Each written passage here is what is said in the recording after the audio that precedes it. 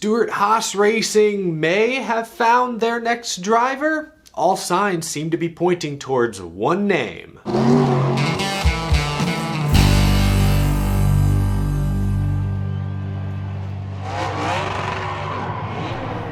How's it going, y'all? My name is Eric. Welcome to Out of the Groove. Lots to get to today. Busy week, but first I have to tell you about today's sponsor. The Lectric XP 3.0 is your powerful companion for new adventures. Cover up to 45 miles on a single charge, reach speeds of 28 miles per hour. The new motor is quieter but with increased torque. Added suspension has created their smoothest ride ever, and a stronger rear rack supports everything you need for day-to-day rides or longer trips.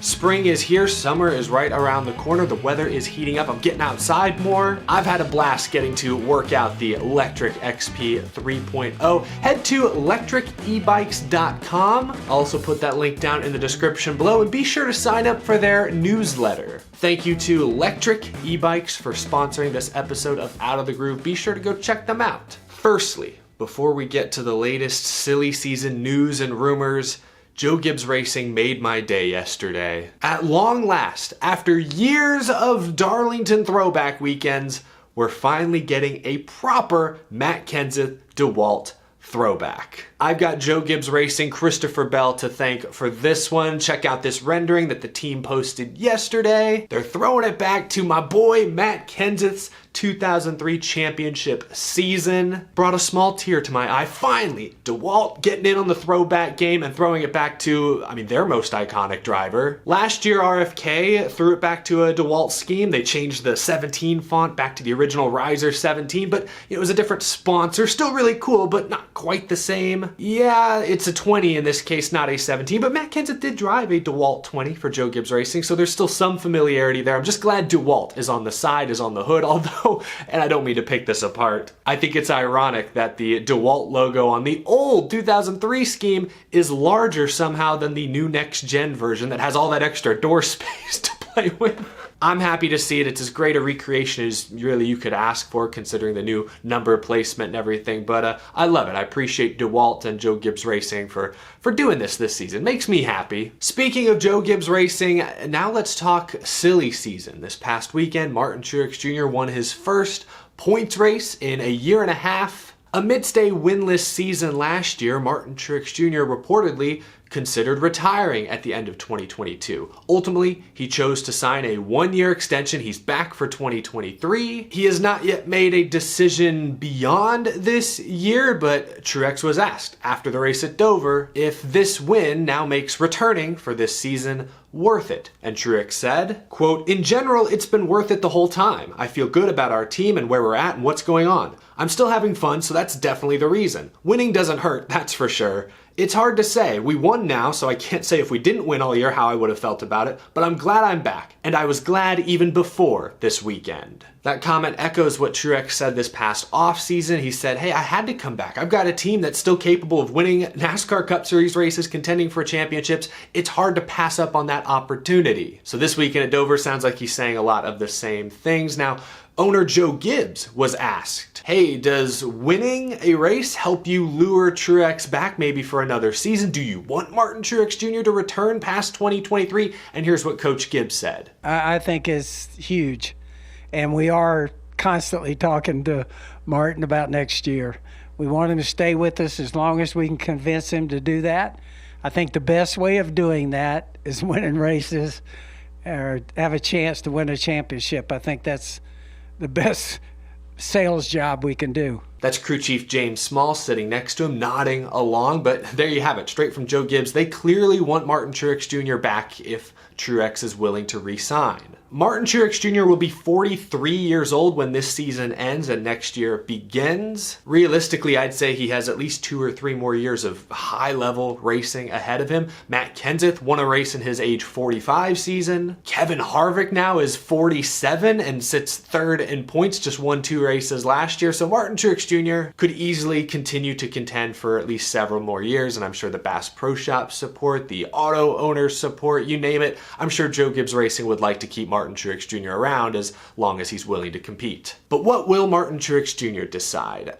I have a feeling he'll be back. I don't want to get into off-track personal stuff. I'm not going to sit here armchair quarterback and try to psychoanalyze someone who I've never really met. But if I'm going to take what Truex said this offseason and what he said this weekend at face value, both times he's talked about how he feels good about his team. He has an opportunity to win at the highest level of stock car racing. He fought for that opportunity for many, many years. And yeah, I know he's had it for over a decade now. He's won a championship, but that's an opportunity that even an older driver like Truex now isn't going to take lightly. This is the opportunity that every race car driver in America dreams of having, and as long as it's available and you're still at least somewhat competitive, you don't have other things in your personal life pulling at your attention, I don't see why Truex would give it up. At this point, again, no inside information, no personal insight here, I would expect Truex to re-sign, and I'd be a little surprised and a little disappointed, honestly, if he doesn't. Obviously, Martin Truex Jr. is his own man. He can make his own personal decisions. This is his life. I'm not going to be angry with him if he chooses to retire, but clearly,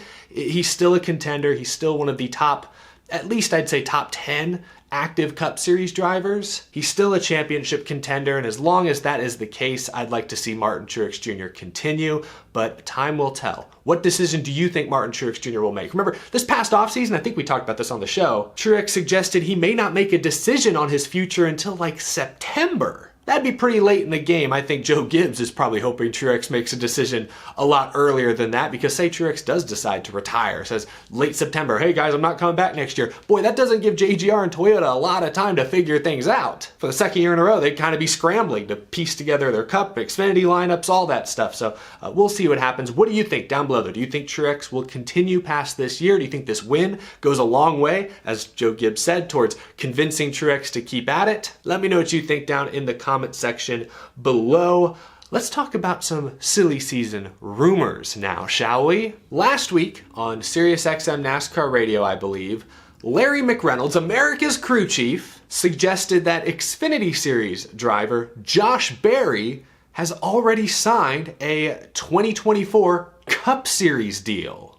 Okay. Then Monday, during the Cup race at Dover, the FS1 broadcast, Clint Boyer hinted that Berry will be driving a good Cup Series car next year. Okay, and then the cherry on top. Last night, Adam Stern, Sports Business Journal, tweeted this. Josh Berry is finalizing a long-term management deal with KHI, Kevin Harvick's agency, per sources. Berry has become a highly rated driver in NASCAR, in part through a super sub role he's played with Hendrick Motorsports this year. Now, nothing is confirmed. I don't have any legitimate inside sources on this, but it sure seems highly likely that Josh Berry will replace Kevin Harvick at Stewart-Haas Racing next year. He will drive the number 4 car. Unless this is all just the biggest red herring in the history of stock car racing, that's where all signs seem to be pointing. And it makes the most sense. Look, they need a replacement for Kevin Harvick. They may need a replacement for Eric Almirola, if not this year, then maybe next. And they probably don't feel too confident in either Cole Custer or Riley Herbst at this point. So they gotta go get someone. And Josh Berry, right now in the Xfinity Series, is ahead of both Riley Herbst and Cole Custer in points.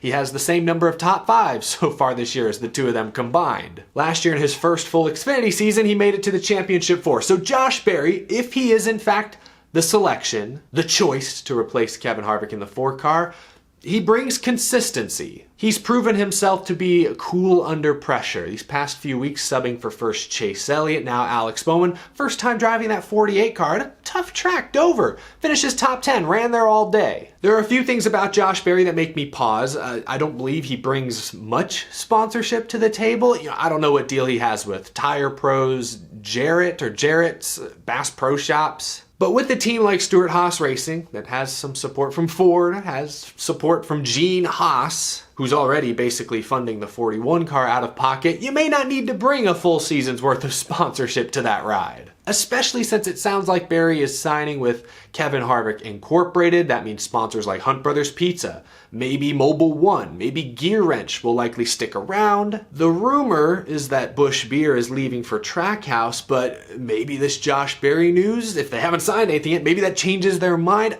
I don't know. Point is, I don't think Barry will need to fill out a full season with his own sponsorship. Kevin Harvick, SHR, they'll help fill in some of those gaps with existing partners. We also have to note that Josh Berry will be much cheaper than Kevin Harvick. I don't know what Harvick's salary looks like, but it has to be in the upper echelon of Cup Series driver salaries. Josh Berry will demand much less. Assuming Barry is going Cup Series racing next year, I don't see any other team that makes nearly as much sense as SHR. I mean, he's been subbing for Hendrick, but their lineup is set for like the next 50 years. We just talked about Truex, but even if Truex leaves, I doubt Josh Berry takes the 19. They do have that Bass Pro Shops connection, I think, although I think Bass Pro is honestly more tied to Dale Jr. and Junior Motorsports than Josh Berry specifically, but anyway, I digress. Spire, some folks have mentioned Spire Motorsports. They're a Chevy team. Josh Berry has driven for Spire in the past. He drove a couple races for them back in 2021, but I don't know. All signs seem to be pointing towards Stewart-Haas Racing. So let's assume, for now,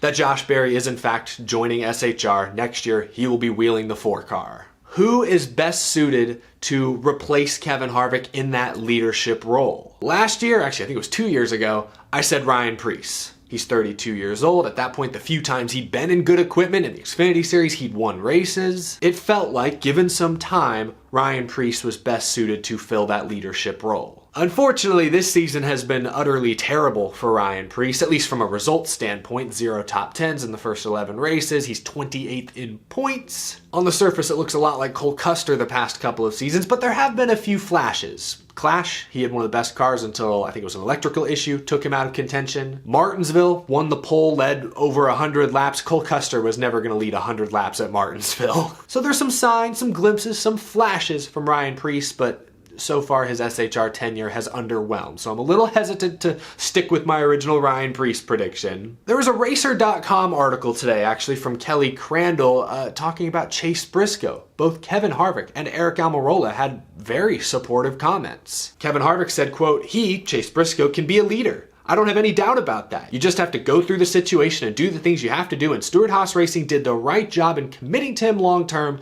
because he is somebody that you can build your company around and be able to be that leader because of his desire and knowledge." Eric Almirola, who would become the most veteran driver at SHR, but again, he's close to retirement. He had this to say about Briscoe. He echoed many of Harvick's comments. Quote, "You have to be engaged constantly. It's a 7-day-a-week job for 40 plus weeks a year, and there's no real time to not have that level of engagement. And I feel like Chase has done a really good job of that. He sees the way Kevin works. We all see that. Kevin is very detail-oriented and very engaged all the time, and it brings that level for all of us to rise to because that's the expectation at our organization." So you have Kevin Harvick, Eric Almirola, both throwing their support behind Chase Briscoe, and I get it. Yes, Chase Briscoe is a few years younger than both Ryan Preece and Josh Berry in this case, but he's in his 3rd year with the team. He's been here longer than either driver, and last year, he did make it to the round of 8. So maybe it does become Chase Briscoe. I certainly think he has a ton of potential. He's just younger than these other guys. So let's talk about Josh Berry.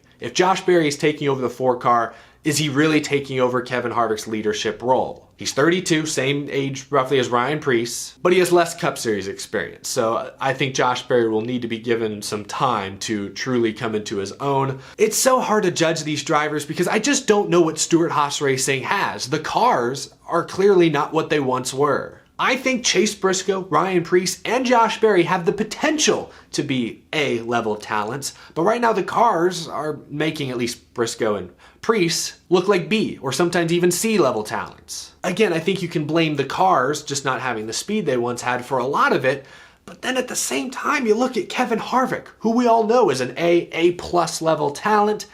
He's 3rd in points. Granted, he has Rodney Childers helping him out. But you go from Harvick in 3rd, you have to look all the way down to 16th. Right now in the regular season standings, that's Chase Briscoe. Kevin Harvick is an A, still keeping SHR on the map. You replace him with Berry, Preece, Briscoe, who right now are Bs. It's going to be tough sledding, at least in the short term, for Stewart-Haas Racing. It'll be like Hendrick Motorsports a few years ago when they got really young, really sudden with Byron, Bowman, and Elliott. They struggled for a year or two, at least by their standards. SHR will probably struggle even more than they are now, but if things work out, and I think Briscoe, Preece, and potentially Josh Berry all have A potential. If even 2 of those drivers realize that potential, then hey, SHR may have a decent future. But that is a big, big if. These B students need to do their homework, come to office hours, put the work in, and they may eventually rise to that A or A+ level like they're trying to replace with Kevin Harvick.